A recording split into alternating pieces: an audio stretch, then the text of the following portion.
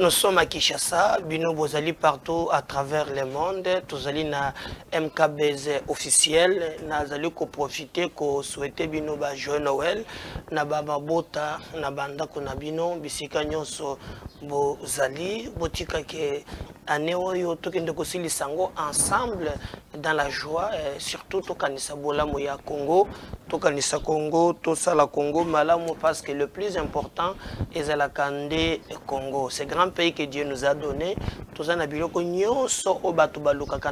C'est ici où moi je me souviens depuis l'école primaire au que le Congo est un scandale géologique et vous vous posez la question à qui profite cette richesse. Nous avons l'eau, les cobaltes, les forêts et consorts. Mais lorsque vous regardez notre peuple, des fois tu te poses la question, sommes-nous vraiment bakolo richesse one? Le pays c'est entre les mains de quelques individus qui se partagent le butin. Par exemple, que na Namibie, société oyo c'est la makambo ya bambisi wana ezali kuna balobi o soki libota ya kabila soki lukuta soki ya solo eza kuna égali ya bango bato bazwa mbongo bato bazwa nyonso. Et en réalité nous allons gagner quoi dans ce pays? Mboka ya miyibi, chaque jour ce sont des millions qui se volatilisent alors que le peuple bakolo mbongo yango bazaleka batu ya pasi. Congolais comme à niveau ya Ade Falipa afuta lobi ya Defilisus okoti mama moko batonde batu na ba simple oya zotia mwamba ya ofele tala isika mboke kono. Je te pose la question, ba milliards so yuko ba mbongo ezokene bazui 1 million oh bazui 15 milliards bazui, mais nous devons aussi profiter na yango. Ceux qui pensent c'est la République démocratique du Congo. La démocratie, c'est le pouvoir du peuple. Pour le peuple, par le peuple. Rien ne peut se faire sans le peuple. Le peuple est l'enjeu même principal de son développement. Le peuple doit être placé au centre de tout pour être développement et salement. Mais c'est le contraire en République démocratique. Malheureusement, il y a des gens qui sont parfois des fanatiques. Il y a aussi un mot viscéral. Et le Congo est à un niveau où on patauger, on a avancer, ndenge sengilité bandeko mnangai. Mboka na biso, soki biso moko to télémité, monto ya kobundela mboka oyo azalité. Retenez que si rien ne marche, na niveau ya FCC, est-ce que nous risquons maintenant des bandades? Oyo et comme lelo lobi bitumba moko ebimi na rotana, mais moyena tchela bino peut-être ba image zate moni YouTube parfois sanctionnaka ba image za kana makila, mais je peux vous dire que yinda ki lobi na rotana. Donc, bitumba bato bazoki blague te nini o Ferdinand Kambere. Ferdinand Kambere azanan azali secrétaire permanent, je crois adjoint. C'est lui qui vient juste après Chada. Mais ebandi boni boni babanda ko bunda mi bitumbe pe ya makofite ya Milani. Et là, les oye banate kabila ko bobisa bango. Hein, kabila zori agir te mais ba ko misu na niveau ya ko bomana. Ba ko na niveau ya ko bomana. Donc ezali pasi na mawa bande ko na ngai to ko solo la likambo wana boyeba que est commis très grave. De l'autre côté, yemoko Joseph Kabila abandaki ba consultation wana balobi kazo consulter bandeko oyo yaye, mais boyokaki déjà que Jeannette Kabila yepe mikolo ya tomboki moyen ya kosakana te olongoli Jeannette ozizowe yazo regretter à lobby banda peza bango balongwa na bokonzi. Il avait un projet ya malamu pour la province. À la province est lali pour na bakalikili purement politique. Et Jeannette Kabila azo lembisate à lobby azo comprendre te système où il y a infiltration. Mokolo wana lobaki na Assemblée nationale. Mikolo elandi lisusu atu kokomela nde tokoyoka bureau ya Assemblée pour être ezala vraiment très souple. Babenga ministre ya défense aya pote balandela makamboyo. Tantôt de l'autre côté alobi ki eza Uganda, de l'autre côté alobi ki ezali Rwanda zoya na Goma. Donc makambo mwa mingi. Donc fait cesser balamuki na lire moko oyo yako kamwa. Mais nous apprenons maintenant que bango moko bazali koluka par tous les moyens basinir.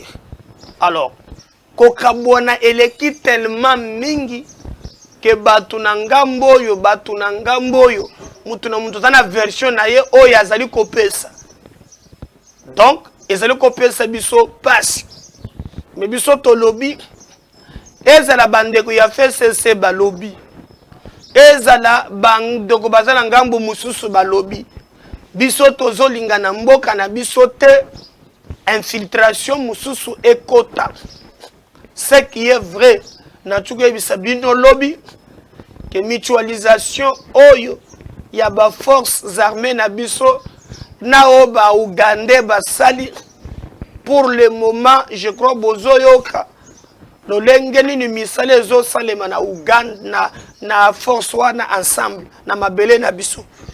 Mais ce que nous devons dire, il faut que ezala limité dans le temps et dans l'espace, de telle façon que bapesa kaka ba forces armées ya mboka na biso monopole ya kobunda bitumba wana.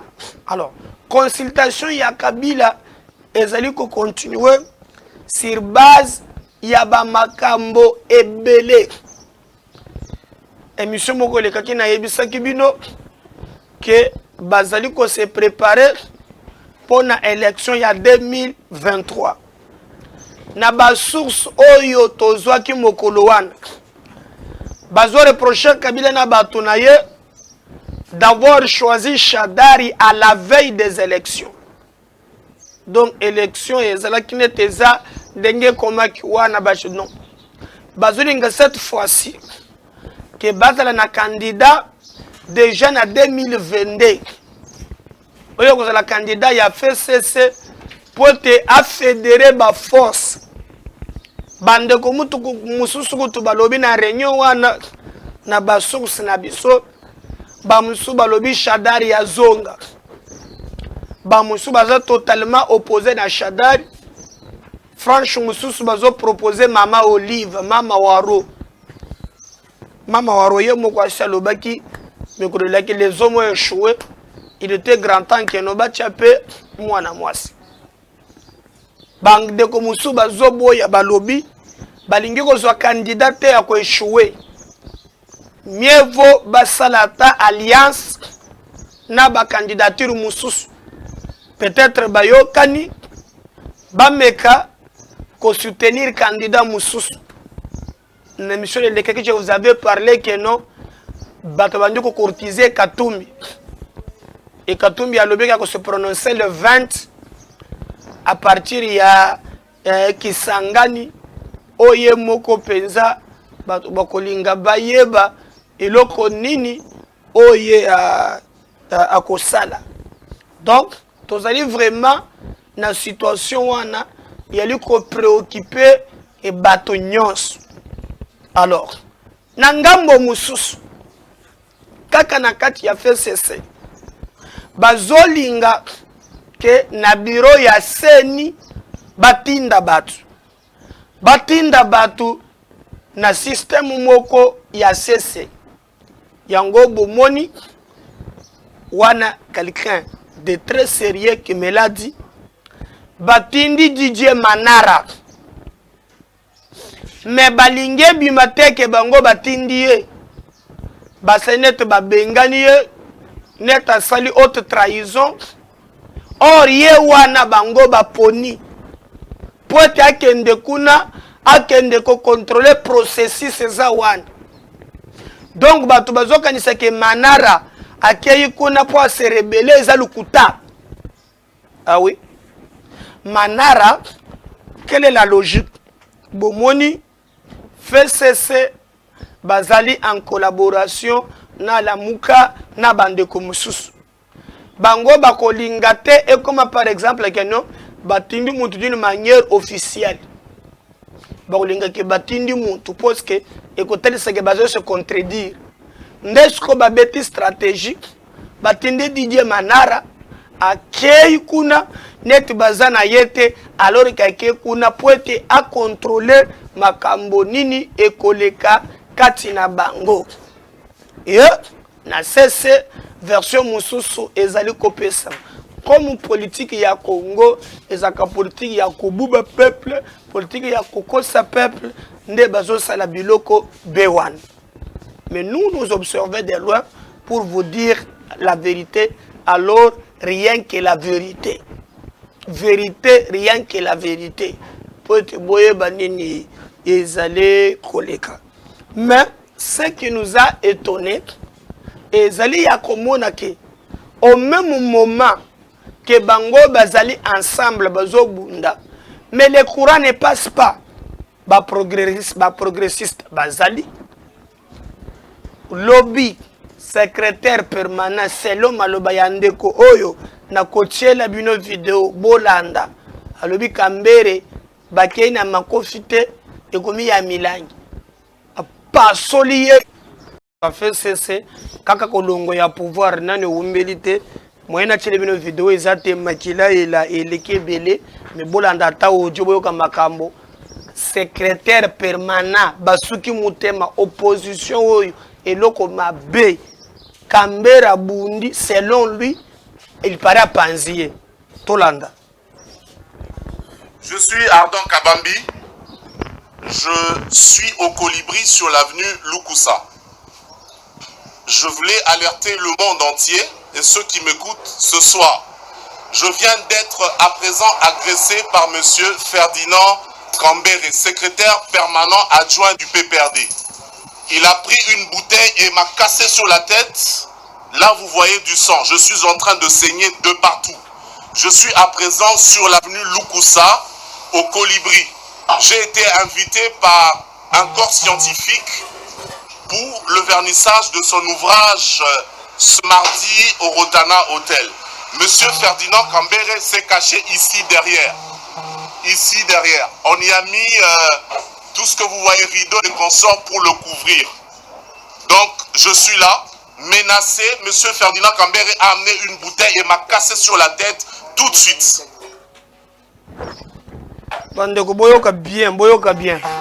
Je suis Ardon Kabambi. Je suis au Colibri sur l'avenue Lukusa. Je voulais alerter le monde entier et ceux qui m'écoutent ce soir. Je viens d'être à présent agressé par monsieur Ferdinand Kambere, secrétaire permanent adjoint du PPRD. Il a pris une bouteille et m'a cassé sur la tête. Là, vous voyez du sang. Je suis en train de saigner de partout. Je suis à présent sur l'avenue Lukusa, au Colibri. J'ai été invité par un corps scientifique pour le vernissage de son ouvrage ce mardi au Rotana Hotel. Monsieur Ferdinand Kambere s'est caché ici derrière. Ici derrière. On y a mis tout ce que vous voyez, rideau et consorts pour le couvrir. Donc, je suis là, menacé. Monsieur Ferdinand Kambere a amené une bouteille et m'a cassé sur la tête tout de suite. Donc, je crois, Binomoko Boyoki, na niveau fait cesser et komi bandeko nangai, donc ezali mawa. Bitumba et komi yabak bukana, bapanzana mituna ba milangi. Tokomi komi tuna en réalité, soki ezali likambo nini. Hein? Soki ezali likambo nini. Alors, tokomi siko na kati na bango baza na 3 groupes. Eza na groupe oyo uya Nehemi Muilanya. Aza pe na bato na ye. Eza na groupe ya ba Shadari na ba Chibanda baza pe na bato na bango. Eza pe groupe oyo ya ba Mutamba, Jematendo et consorts. Est-ce que les consultations menées par Kabila et coproduire na likambonini tozali koyebate? Mais quelles sont les conséquences ya biloko nyonso oyo? Au Congo, précisément en Afrique, batu basangana kana ba parti te autour ya ba idéologie. La plupart de ces choses, ils ont la Kabila autour d'argent et autour des postes. Est-ce qu'au jour d'aujourd'hui, qu'est-ce qui reste d'un père? Un père, Tata Mobutu, Seseko, Baibotu Mutombele, Yena Ye Ao, le impère kenda wapi. Bato bazala kana idéologie te. Courant moko ya pensé bandi ko conduire bangote. Ce qui les intéresse c'est la kimbo, Kobina, Koko Saka Mobutu. Et aujourd'hui, est-ce que vous savez même que même quand Mobutu partait, Kinke Mulumbe qui a amchi, alors que tout était calme. Kaka pour mon intérêt naïe. Et quand la FDL est entrée, à comment la FDL, à comment la Mobutu. Donc, c'est une classe politique pourrie. Les locambere, ce qui est vrai. Moi, je ne peux pas mon place à BTI, mais na mon longi yande, comme on a tché la binozate makila, YouTube a comme le kata vidéo. Makila nzoto mobile. Secrétaire permanent, ndenge ya Zolobao, il y a parti. Asuki mutema, bakumiko bamba na milangi. Bauti ko ça na pouvoir pendant 19 ans. Bazaki peine à gouvernement FCC cash. Ça peine que bauti ko longo. Alors vous voyez dans 5 ans cette histoire existait? Non. Pourquoi? Autour d'argent et autour des postes. Ezali mawa. Ezo pese biso mutema passe. Mais nous de l'autre côté, tout le monde peut que en tout cas Bitumba ezali vraiment ouvert et à libéla entre l'église catholique et l'opposition. Nalanda ki lobby cadre moko oyo ya nouvelle élan na moko zeleki ya Fayulu, ils ont tiré à boulet rouge sur l'église catholique. Pona bango soki lelo batu bakoki kozala ba démobiliser batu et c'est l'église catholique. Et puis balobaki que le moment oyo et sengelaki kolobaki étape ezalaki franchi, ce n'était pas le moment là oyo papa na biso monseigneur Utembi alobaki. Batu mususu kutu bake musika kolobaki non rencontre oyo batu lukwebo Mboso na François Beya na Sama Lukonde bakendaki komona mbongo bazo soupçonner ngo na makambo ebele. Et balobi en tout cas ezali mawa de telle façon que non, ils ont réussi à démobiliser le peuple qui était déjà debout, mais maloba na bango ezali ko déstabiliser, ezali ko démoraliser le peuple et balobi bakozwa église catholique en témoin devant l'histoire. Alors, le col appelé Monseigneur à Cholet, à Kolobali Sousouté, a commis déjà, je ne sais pas ce qui n'a pas parole, c'est une ça y est, Monseigneur, alors, Bango va commis Koloba. Parce que qui très, très, très dire. Et d'ailleurs, même, Nandenge Basali City, Toyo Komona au lieu que KLCC, Montouabandaki, Kobengisa, ba marche comme d'habitude, vous voyez très bien. Et c'est là qui KLCC, et c'est là qui Milapro. KLCC, Azobengisa, le sous marche. Net marche, Mokobengisi à le vendre. Ce n'est pas le KLCC et comme CLC. CLC wana, et c'est sous un format ya kalate, CLC ya nini, oh, CLC, oh yo ya oyo ya Sindiga Dogolo nani Hervé Jakesi. nda komina eza CLC o ya ba catholique ndenge zelaki non. Alors bango bazo reprocher l'église catholique pour na kolobe mais comment même si pour na kobengi ça marche bango balobaki ke batikeli ba laïque basala musala na yango.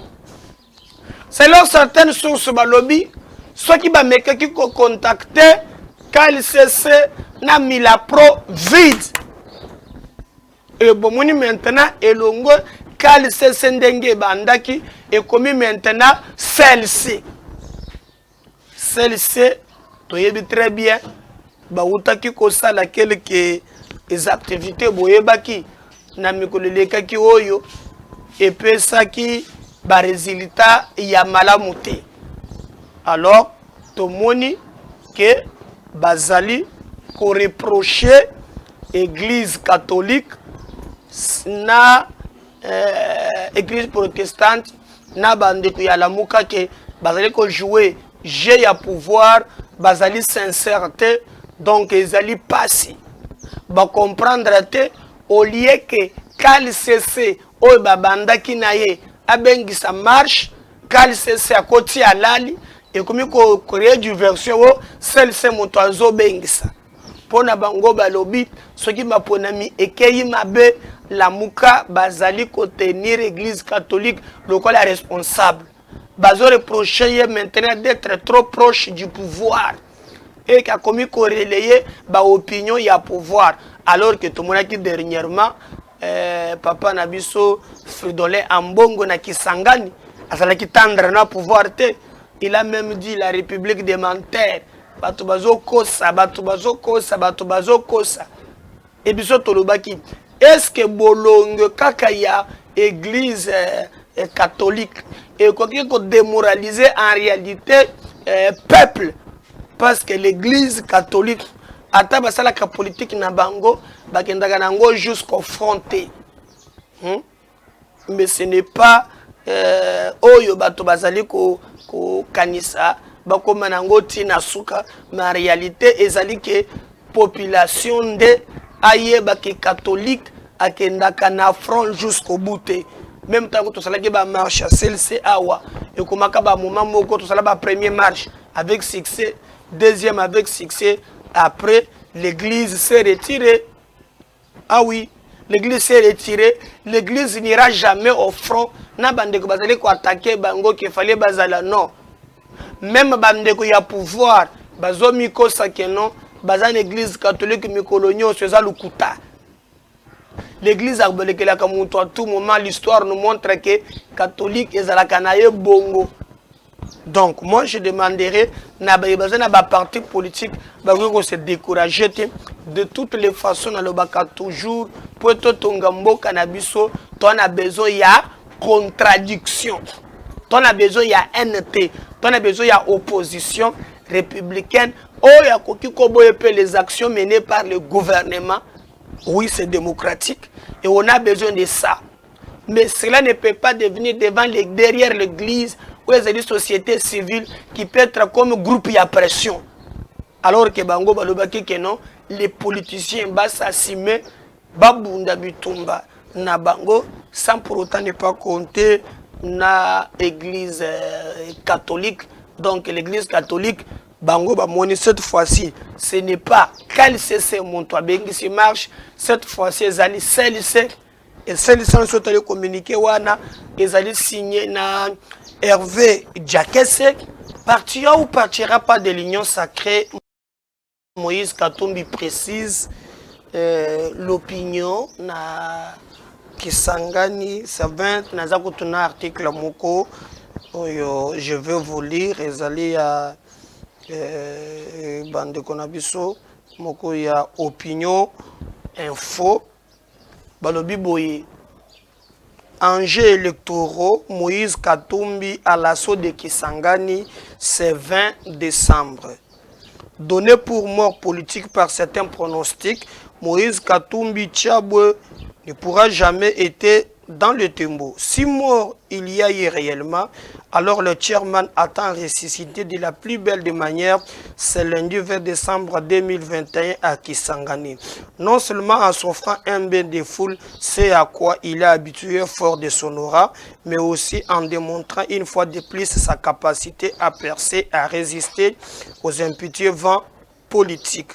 Katumbi va se rendre chez le Boyomé pour lancer son parti politique Ensemble pour le changement, alors que les conclusions de ces consultations lancées au lendemain de l'enterrement de Nika Dima comme président de la CENI par le chef de l'État, Félix Tshisekedi, se font toujours attendre. Elles sont d'ailleurs vivement attendues tant l'enjeu principal est soit de claquer la porte de l'union sacrée de la nation, soit y demeurer sans vraiment y avoir la tête ni le cœur. Cette attitude pousse des fins observateurs de la scène politique congolaise à s'interroger sur le mythisme de Katumbi au sujet de ces consultations. Les a-t-il bouclés? À quelle conclusion a-t-elle abouti? Que comprendre de son silence? Est-ce un consentement ou bien tant d'interrogations taraudent l'esprit le plus lucide dont certains, en pure quinoiserie, prévient-il Moto Abatami Alekio Namayele. Attendez qu'il ne se dévoile pas et plus malin que toi. Est-ce que l'ancien gouverneur de l'Est Katanga se trouve dans cette posture, même s'il a la question à se poser? Elle reste un mystère difficile à percer, voire impossible. Seul Katumbi peut y arriver autant qu'il lui est possible, oui ou non. C'est selon de franchir la fameuse ligne rouge évoquée dans sa lettre de mandat au président Tshisekedi de recaler, faute de consensus entre les chefs religieux comme l'avait fait avec Ronsard Malonda en 2020. Denis Kadima et son équipe alors que ce dernier avait déjà reçu le quitus de Mbosso à l'Assemblée nationale. Voici qu'après le président de la République, c'est au tour de Katumbi de se retrouver devant le Récubain. Va-t-il le traverser? Autant de mystères qui planent sur Kisangani où le chairman va appeler l'engagement pour le changement. Je vous ai promis, je devais venir pour implanter votre parti. Je viens vous rencontrer le 20 décembre. Engagez-vous avec moi. Engagez-vous avec moi. Un autre Congo est possible, a-t-il lancé dans un spot d'annonce de son passage à Boyoma Singa Mwambe. Donc, Katumbi arrive na Kisangani le 20. Alors, n'entourage naye bazozela discours nini aloba sima ya koumela mingi mikolo ebele alobi te ba consultation oya lansaki awa atikaki yango akendaki toyebaki te, mais nous apprenons au moins que akendaki na Europe, akendaki na Israël, depuis azonga atikala ko se prononcer te. Na ba source na biso bayebisi biso ke batu baza divisé na kana ye.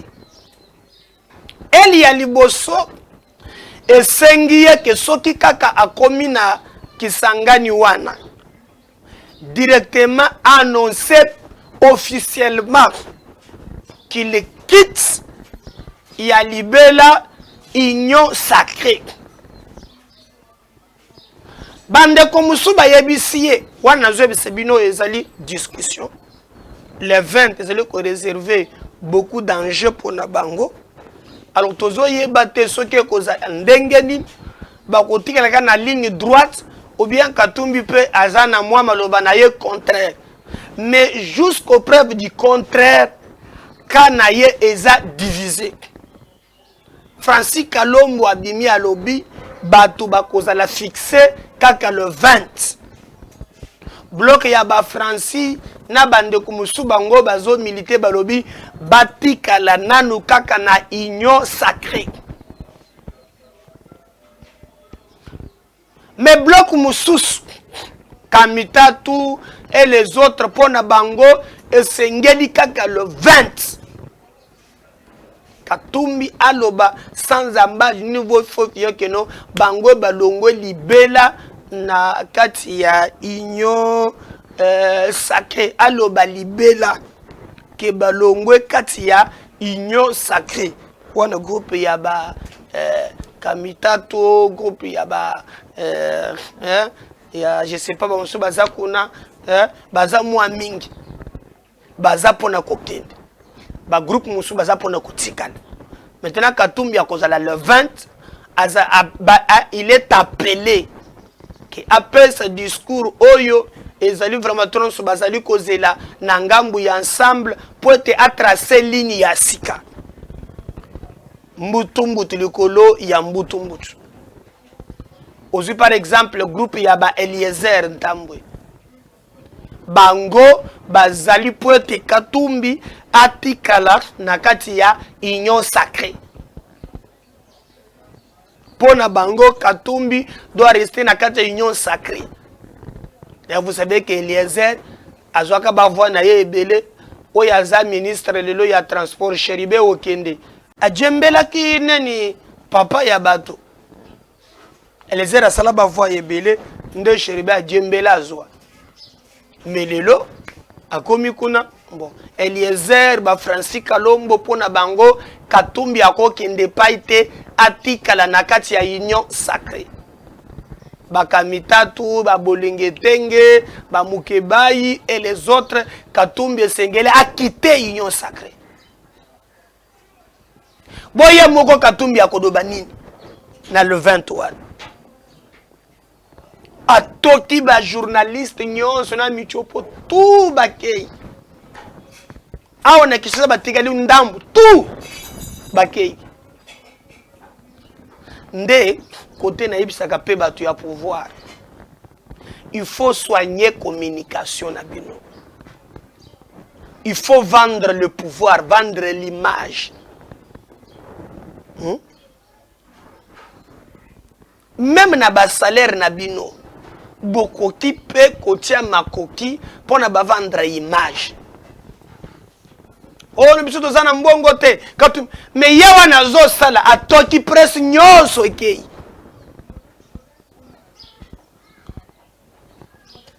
La bataille se gagne dans l'opinion. Bosunga kapeti sekela ngombe to pembeni na ye. Bozana ba ministre. Bozana batu. Même na ba cotisation boko cotiser bobandi ko vendre pe image na bino. La politique est un problème, il y a image. Katumbi a toki nyonso bakei. Ah ouais, ce que c'est un leader d'opinion. Hein? Et on le bak, yeba ki okozwaka contact.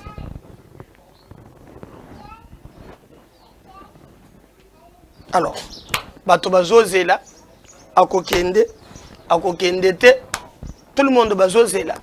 Tout le monde en réalité ce que gopé ça ndengeni mais moi position nanga na sina yebisa ki bino ça ne sert à rien, il y a qu'à demeurer dans l'hypocrisie. Moïse Katumbi azali susu na union sacrée nyon so kende koloba kuna soki alobi alongwe asali bien assassiné ne soki pe alobi ka longwe te wana ekozala vraiment de l'hypocrisie mutu moko akondima ye lisusu azate. Nous apprenons que il y a la pression ceux qui y a occidentaux ceux qui y a bandengenini bazali wana normalement au monnaie qui ba ligne rouge ya chaki pour na CENI et consort la communauté internationale et s'est tranchée botal un peu défilé oyo ba mindele wana ba ko sala pa ya kadima lobi kutu bakendaki ko proposer ye ba pese ba machine à voter ba pese ba ya machine à ko rouler nango batu. États-Unis, France, Union européenne, basi bakeye kuna ligne rouge o yazo la consensus et c'est leki pour que tout mais la kana pumi ya ba mindele talendenge c'est salamindenge wana alors tozo komituna, il faut en réalité kaka mokolo wana azo courage na ye alobakeno alongwe ekozala logique ekozala logique mais nakana ye baza divisé groupe ya ba député oyo bazali ensemble en tout cas baza prêté ya kokende s'il part eloko misipe su yango wana ba député en tout cas net ya MK sur les 30 quelques on apprend que kaka mibalende bakotikala na ye o ya G7 tous les députés baza prêtés à kolanda ye donc déséquilibre cocotte ba membre ya gouvernement coûte fin ata komeka bazolinga taboyoka likambo wana te tozoyeba te nini okopesa mais quand on va se prononcer le 20 en tout cas à kozala nde tolobaka entre le marteau et l'enclume salut maintenant de s'assumer tomonaki dernièrement awa babimisaki même na mukanda moko oh, il paraît que non Mwando Simba il avait démissionné pour être à l'andaye lukuta monene Mwando a démissionné te peu en tout cas nazo monete ko démissionner donc s'il annonce le 20 kalongwe donc il faut yeba que non ndambu ya ba député bakotikala ngambu mususu ba membre ya gouvernement na ibitene na kolanda ye bato bazolo ba ono même du temps de Kabila bato batikalaka te bato babima na gouvernement bakendaki mais du temps de Kabila il y avait un problème il y a ba mandat Kabila zalaki na en dehors il y a délai prévu par la constitution mais awa Félix azana na mandat na yo ya liboso tu prends quelqu'un où il y a combien ko sala ba ordre de démission ko chia bande ko mingi me muindo zangi ndenga zawan vraiment n'en parlons même pas azawana tomoni oyo mususu muindo Paul oyo azana seni donc ezali vraiment batu mwa mingi bazali bisika wana mais bolobina yeso ki alobi le 20 en tout cas ekozala pagaille na kanaye bokomona que juste globana le 20 makambo ebele ekoleka alors ba délégation na ba délégation ezali kuna MKBase officiel oyebi ke ezalaka mungongo na bino biso tokendaka kopesa bino information sans ko déformer tokozongela lisusu pona kokota plus de détails pona kopesa bino information na makambo oyo ezali koleka kuna na sengi bino bo partager lenga lien oyo na ba groupe ndenge to mesana na sengi bino bo s'abonner ceux qui osali abonner te na sengi yo o liker nos vidéos surtout en tout cas o tikela biso commentaire merci beaucoup na souhaiter bino meilleur vœu et bonne année ba joyeux Noël mais na senga ki bino ke fête ya Noël bo tikela biso quand même pe bino bo ko fêter na bonne année Yesu abotama na whisky te Yesu abotama na boîte de nuit te toza le 25 yo wana okei na boîte de nuit oh Noël les jeunes le bolobi ke za ya Yesu